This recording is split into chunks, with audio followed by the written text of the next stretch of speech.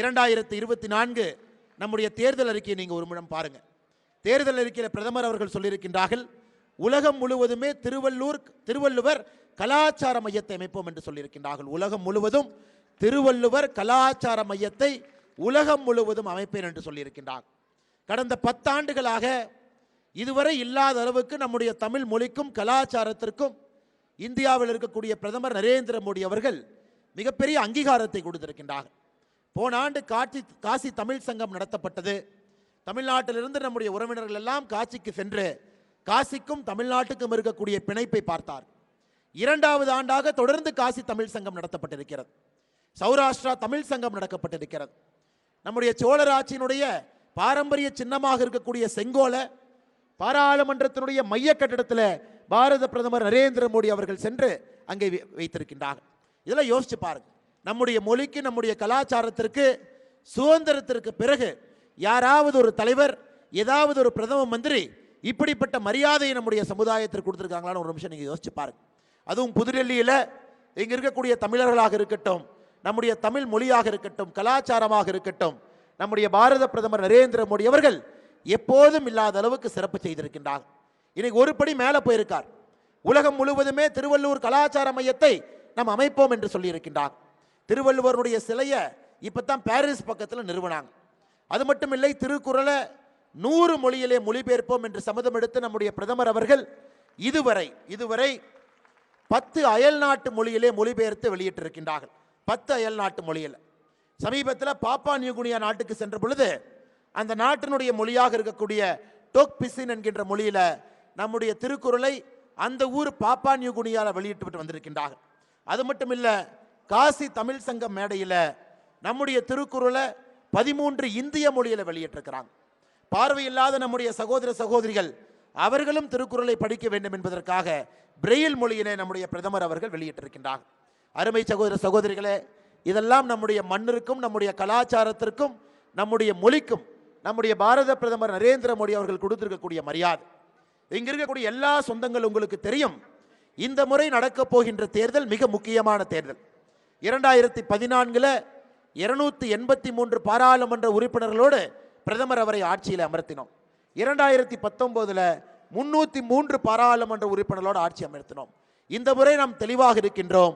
400 பாராளுமன்ற உறுப்பினர்களோடு நம்முடைய பாரத பிரதமரை 3வது முறையாக தொடர்ந்து நாம் ஆட்சியில் அமர்த்தப் போகின்றோம் என்பதில் தெளிவாக இருக்கின்றோம். காரணம் அவருடைய செயல்பாடு. 10 ஆண்டு காலமாக பிரதமருடைய கடுமையான உழைப்பு. யாருக்கு வீடு இல்லையோ பிரதமர் அவர்கள் ஆட்சிக்கு வந்த பிறகு வீடு தேடி கான்கிரீட் வீடு வந்திருக்கிறது. நம்முடைய தேசத்தில் மட்டுமே 4 கோடி வீடு பிரதமர் அவருடைய பெயரில் ஆவாஸ் யோஜனா மூலமாக கட்டி கொடுக்கப்பட்டிருக்கிறது. அதெல்லாம் யோசிச்சு பாருங்க. 11 கோடி கழிப்பறை நம்முடைய பிரதமர் அவருடைய 10 ஆண்டு காலத்தில் கட்டி கொடுக்கப்பட்டிருக்கிறது. நல்லா யோசிச்சு பாருங்க. எந்த வீட்டில் இதுவரை ஒரு எல்பிஜி சிலிண்டர் இல்லையோ அந்த இல்லத்திற்கும் கூட முதலாக இந்த 10 ஆண்டுகளில் பிரதமர் அவர்கள் ஒரு சாதாரணமாக இருக்கக்கூடிய எல்பிஜியை கொண்டு வந்து சேர்த்திருக்கிறாங்க. 10 ஆண்டுகளாக நம்முடைய ஆட்சியை பொறுத்தவரை ஏழை மக்களை மையப்படுத்தி நம்முடைய ஆட்சி நடந்து கொண்டிருக்கிறது. அதனால தான் அருமை சகோதர சகோதரிகளே, டெல்லியில் இருக்கக்கூடிய எல்லா தமிழ் சொந்தங்களே, டெல்லியிலே எல்லா தொகுதிகளும் கூட இது இந்திய நாட்டினுடைய தலைநகரம். தலைநகரம் என்பது இந்த நாடு எப்படி இருக்கும் என்பதை பிரதிபலிக்கும். அதனால்தான் டெல்லியை பொறுத்தவரை எல்லா மொழியும் பேசக்கூடிய மக்கள் இங்கே இருக்கின்றோம். அதனால தான் இன்னைக்கு தமிழ் சொந்தங்களுக்காக ஒரு விழாவை இங்கே டெல்லி பாரதிய ஜனதா கட்சியினுடைய மாநில தலைவர் வீரேந்திரா சச்தேவா அவர்கள் இங்கே நடத்தி கொண்டிருக்கின்றார்கள். அதே நேரத்தில் அன்பு சொந்தங்களே, டெல்லியினுடைய அரசியலை பாருங்கள். இங்கே ஆம் ஆத்மி கட்சி என்கின்ற கட்சி நாங்கள் ஊழலுக்கு எதிரானவர்கள் என்று சொல்லி ஆட்சிக்கு வந்தார். ஊழலுக்கு எதிரானவர்கள் என்று மட்டும் சொல்லவில்லை, நாங்கள் காங்கிரசுக்கும் எதிரானவர்கள் என்று சொல்லி ஆம் ஆத்மி கட்சி ஆட்சிக்கு வந்தார். இன்னைக்கு அவங்களுடைய நிலைமை நரேந்திர மோடி அவர்களை எதிர்க்க வேண்டும் என்பதற்காக எந்த கட்சி எதிர்த்து ஒரு கட்சியை ஆம் ஆத்மி கட்சி கொண்டு வந்தார்களோ, இன்னைக்கு ஆம் ஆத்மி கட்சியும் காங்கிரசும் ஒன்றாக இணைந்து டெல்லியிலே தேர்தலை சந்திக்கிறாங்க. எத்தனை பேர் இணைந்தாலும் கூட டெல்லியை பொறுத்தவரை நாம் தெளிவாக இருக்கின்றோம். 2019 விட 2024 இன்னும் அதிகமான மெஜாரிட்டியோடு 7 இடத்திலும் கூட பாரதிய ஜனதா கட்சியினுடைய வெற்றி வேட்பாளர்களை நாம் பாராளுமன்றத்திற்கு அனுப்பி வைப்போம் என்பதிலே நாம் உறுதியாக இருக்கின்றோம். இந்த ஆம் ஆத்மி வந்த பிறகு டெல்லியில் நடந்திருக்கக்கூடிய ஊழல் பட்டியலை மட்டும் பாருங்கள். புதுடெல்லியிலே மதுபான முறைகேடு ஊழல். ஒரு அமைச்சர் அல்ல, 2 அமைச்சர் அல்ல, முதலமைச்சர் உட்பட எல்லோரும் சிறையில் இருக்கிறாங்க. டெல்லியில் ஜல் போர்டு குடிநீர் வாரியத்தில் நடைபெற்று கொண்டிருக்கக்கூடிய ஊழல், டெல்லியினுடைய போக்குவரத்து துறையிலே பேருந்துகளுக்கு பழுது பார்ப்பதில் அவர்கள் செய்திருக்கக்கூடிய ஊழல், டெல்லியினுடைய மொஹலா கிளினிக்கில் 20,000க்கு மேற்பட்ட போலியான மக்களை பதிவு செய்து அதன் மூலமாக செய்திருக்கக்கூடிய ஊழல், தரம் குறைந்த மருந்துகளை மொஹலா கிளினிக்கில் வாங்கி அதில் நடத்தியிருக்கக்கூடிய ஊழலை பாருங்க. யமுனை நதியை சுத்தப்படுத்துகின்றோம் என்று அதிலே 6,800 கோடி ரூபாய் ஊழல். டெல்லியிலே கல்விக்கூடத்திலே வகுப்பறை கட்டுகின்றோம் என்று சொல்லி கழிப்பறையை வகுப்பறையாக காட்டி அதிலே அவர்கள் செய்திருக்கக்கூடிய 1,300 கோடி ரூபாய் ஊழல்.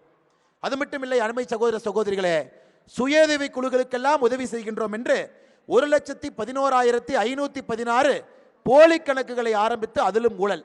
மொத்தமாக சொல்ல போனால் டெல்லியிலே ஆம் ஆத்மி கட்சியினுடைய ஆட்சி என்பது ஊழலுக்கெல்லாம் இலக்கணமாக இருக்கக்கூடிய ஒரு ஆட்சியாக ஆம் ஆத்மி கட்சியினுடைய ஆட்சி நடந்து கொண்டிருக்கிறது. அருமை சகோதர சகோதரிகளை, இன்னைக்கு இவர்களும் காங்கிரசும் இணைந்து பொய்யான வாக்குறுதிகளோடு களத்துக்கு வந்திருக்கின்றார்கள்.